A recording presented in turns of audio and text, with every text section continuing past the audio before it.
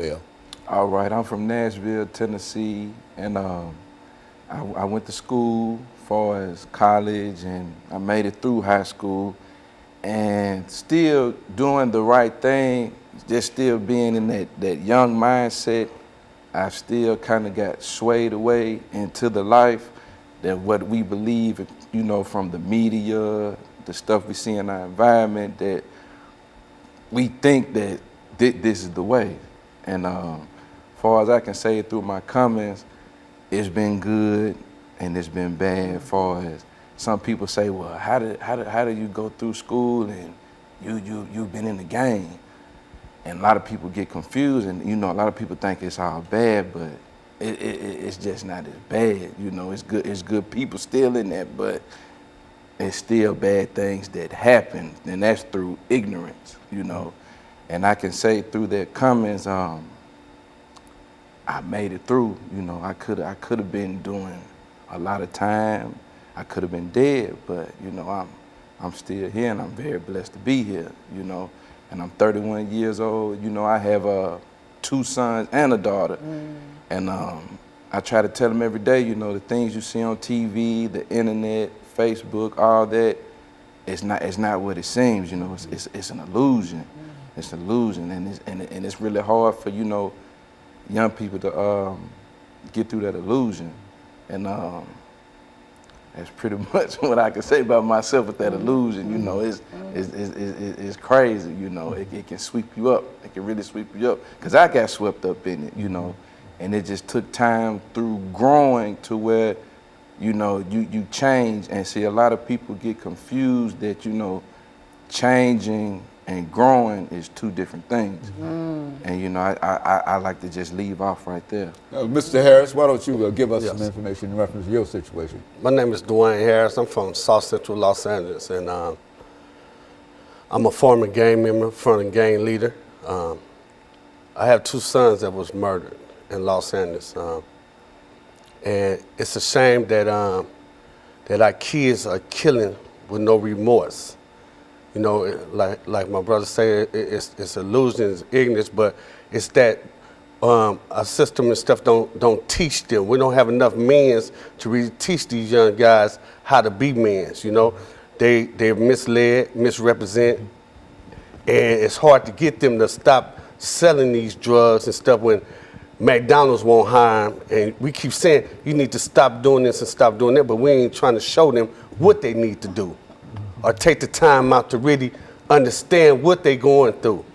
You know, see, we done lost the whole concept of our community and our black people and our young people, man. They don't know how to respect the older people, and then the older people don't know how to respect the younger people. Very good. And of course, let's take Ms. Greenlee this first commercial break, and then we'll get back and we'll have Ms. Greenlee to start us off for this 8-minute segment. And we'll be back with our audience following this short commercial break.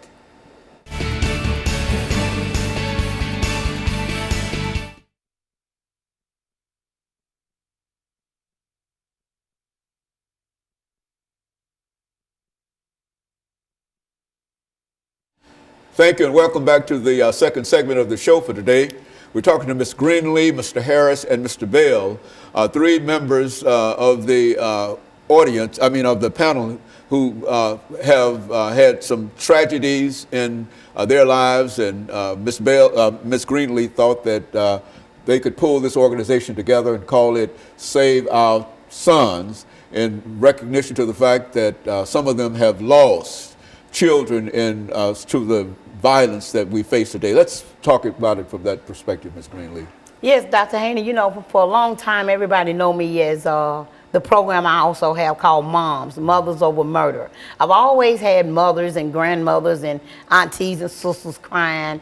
And me, the mother of a murdered son, myself, Rodriguez Greenlee, 2003, I really felt lost that I didn't have the father to stand here with me, because he had a loss too. This is the first time ever that I've had 2 fathers to stand here with me and talk about what this means to them as a father of a murdered son. If we don't get to the point of saying, what can we do about it instead of the pointing the fingers and the blaming, then we're not ever going to find a solution to this. You know, I sit here also with you this morning because I want to say March the 23rd, which will be coming up the following Monday, would mark a year for me burying my 18-year-old nephew. And then I lost an 18-year-old grandson all in 1 year last year. So this is really came to a point in my life where I got to keep speaking up as a female, being out in the trenches and also knocking on doors saying, help me,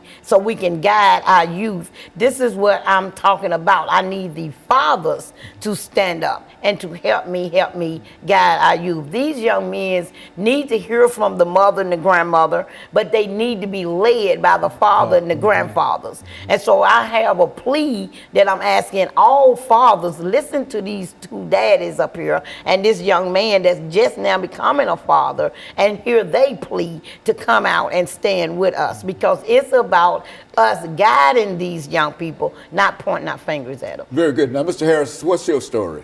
Well, like we were speaking of, I lost 2 sons. They both was murdered. And it's so hard to forgive.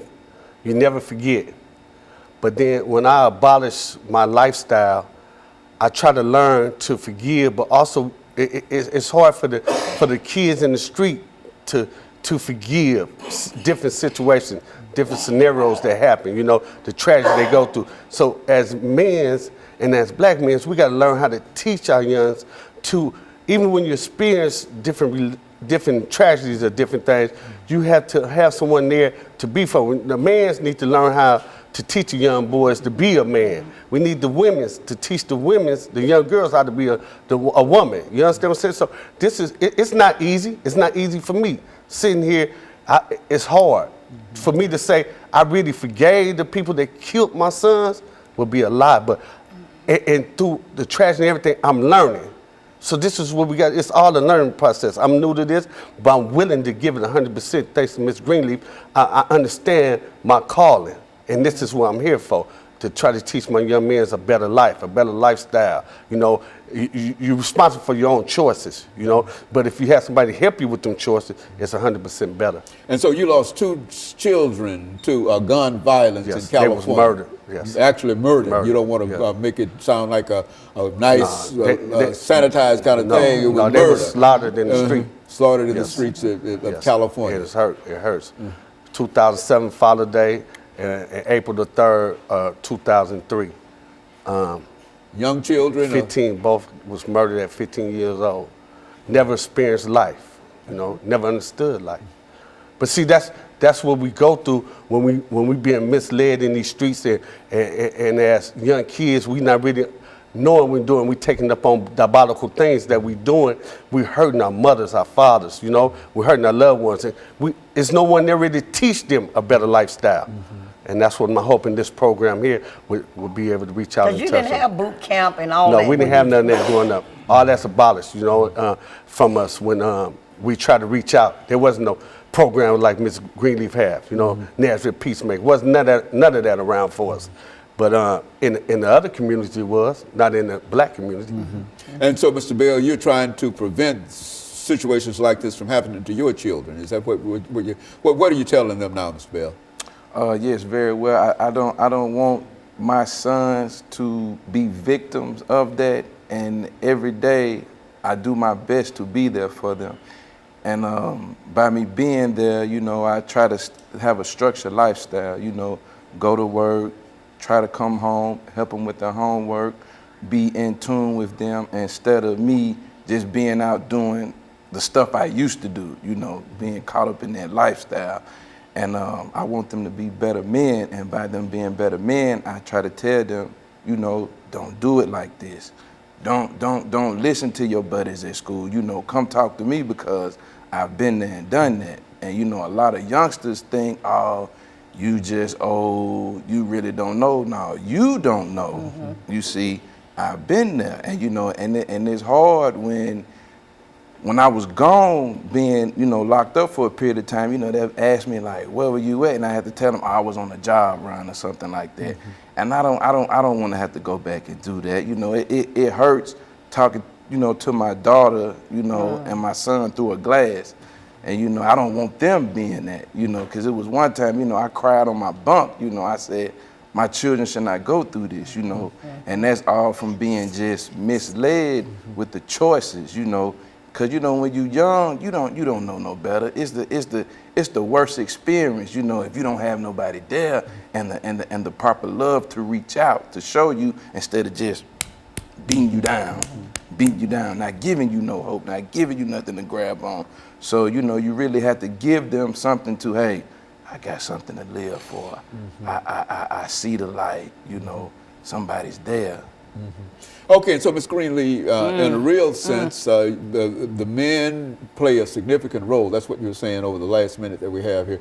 Play a significant role, and as long as we can hear their stories, and I think that these two gentlemen, both Mr. Harris as well as Mr. Bill have real stories. Him talking about his incarceration and looking through the glass at his relatives and picking up the telephone on one side and then on the other side. That's some of the things that you don't want your children to go through. No. And had you been able to perhaps save your children, Mr. Harris, you probably would have done something different than what you've done. And so that's essentially what we want to talk about as we come down to this final segment. I mean, the final few minutes of this particular segment, and we appreciate the two of you giving us that information. And we'll be back with our audience following this very, very short commercial break.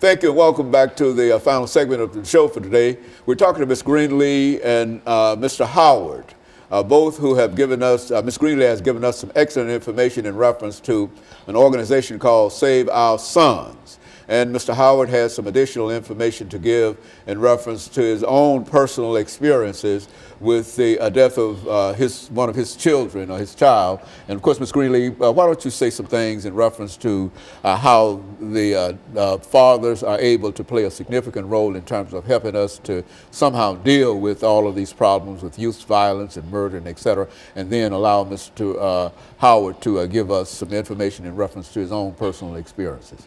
Yes, Dr. Haney, for the years that I've been out here in the community, I've seen over and over and over, even going to funerals, that the fathers plays a huge part in being absent from our children and our youth. When we go to the funerals, everybody always come to us, but I know that for a fact that there's been fathers that have been sitting there next to the mother, but no one knows anything about them or their voice, and you just like, oh ma'am, I'm so sorry what happened, and then you pass on. And that father needs to be touched also and say, sir, I really feel your pain, or I'm sorry this happened to you. But the fathers won't step up, and I don't know why. And I'm hoping that these men that I've brought with me today that will help bring that forth. This young man here sitting to my right now, Mr. Howard, he's a hard-working man out in the community, been out there for years. And when I got a phone call about him and his tragedy, it struck me and it really touched my heart, and I had to reach out to him once again. Very good. Mr. Howard, why don't you tell us something about your own personal experiences in reference to this? Well, I've been working in the community for like the last 11 years through my own organization. It's called Personal Interest in Changing Character, because my interest was personal. You know, I spent 20 years out here in these streets, you know, doing the things that we did, because we got caught up, you know, I went to college, so I'm college educated, but I got caught up in a lifestyle, and it kind of took me away from my family, but I still was there to raise my kids. Now, after I was incarcerated, I came out here and I had the need to just make a change for myself and these young men who struggle in life from lack of opportunity, lack of hope.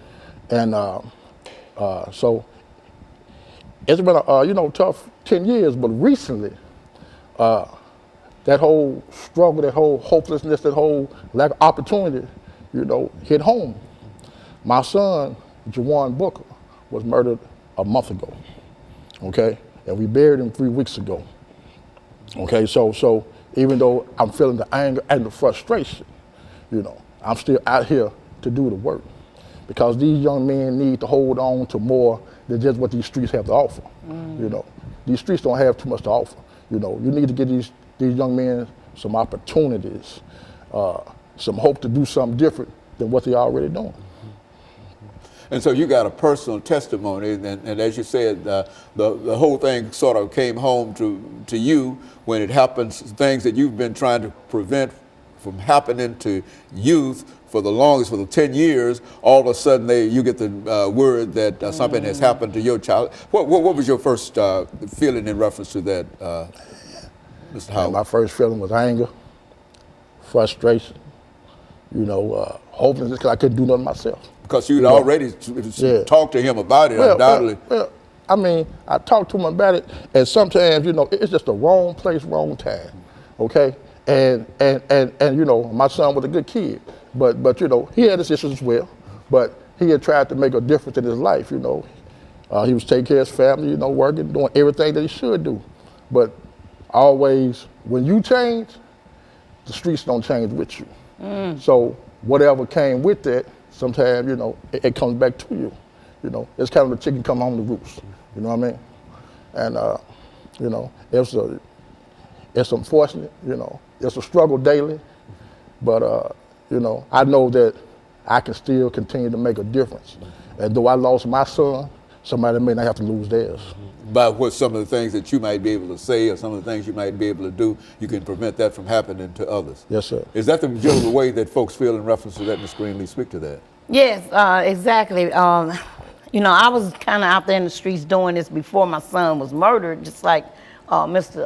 Howard. So, but it gives you more passion to really want to get out there to stop that next bullet for that next child, or just that innocent grown person that can be just coming out the door. Again, until we address the plentifulness of the guns that's coming into our poor, low-income neighborhoods.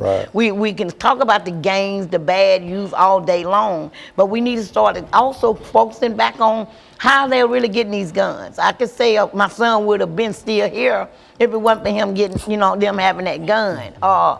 We need to talk about why we don't have opportunities. Why every time something go on in our community, it get cut, low budget cut, campsites get cut, free lunch get cut, any kind of job program get cut. Why we always be the one to get chopped down? Now, I'm asking everybody, the system, elected officials and all, to just come together. And yeah, I do like the movie Tyler Perry, Have Our Haves and the Have-Nots. But see, as one of the young men said, that's an illusion that's going on, but that's a true story. And this is how the system got us living. You know, it's sad because how I can go down one street and say, oh, look at those beautiful homes. And I turned on one little block and like, damn, it's a third world country. So why do we have to keep on being divided like that? So until we talk about socializing and socioeconomics here with our kids again, and let me just say this, Dr. Haney, when are we gonna get bold enough where we're gonna start talking about this in schools, libraries, churches, and just in open tables at home? We don't even have dinner at the table anymore. Everybody eating over there, everybody eating upstairs, and some people don't eat at home. I think until they let us start speaking on this and letting us, you know, one Sunday a month, let us come into church and talk about youth gang, teen pregnancy, drugs, all of this, guns. You know, my step grandson would still be here. The young man had the gun. He accidentally killed him, but where did he get the gun? So until we start talking about other things other than gang member, this and that, and not the solution, we just gonna keep on having these conversations. Mr. Howard, what would you say in reference to trying to convince and say some other words to our young people? Well, the young people, they got a saying, you know what I mean, that I'm ready to die. But I want to challenge all young people to just, you know, find something that you want to live for. Ready to live. And live for that. You know, it's more to it than just coming out here and dying for nothing. You know, and the greatest thing out here is a lot of times these streets offer a sense of belonging, a sense of opportunity, whereas, you know, We don't have no job programs. We don't have nowhere for the young men and like women to go. We don't have nothing for them to do positive. You know, when I was growing up, you know, you always had something to do. I mean, the center state opened at like 11 o'clock. You know, now they have nowhere, no safe havens, and you know, it's just we need to find something for them to do.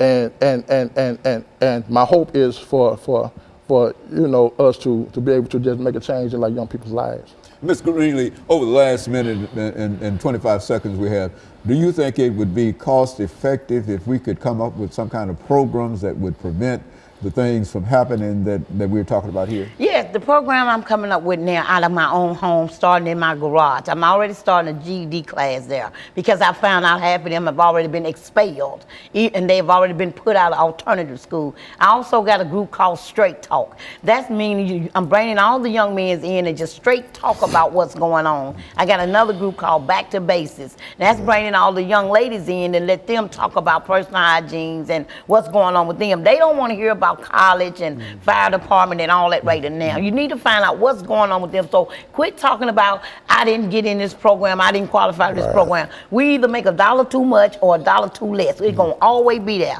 Start on your own front porch in your own living room and just get your ass out here and grab these kids and quit giving me all the excuses. And that you think that will have some kind of impact if we could all do that?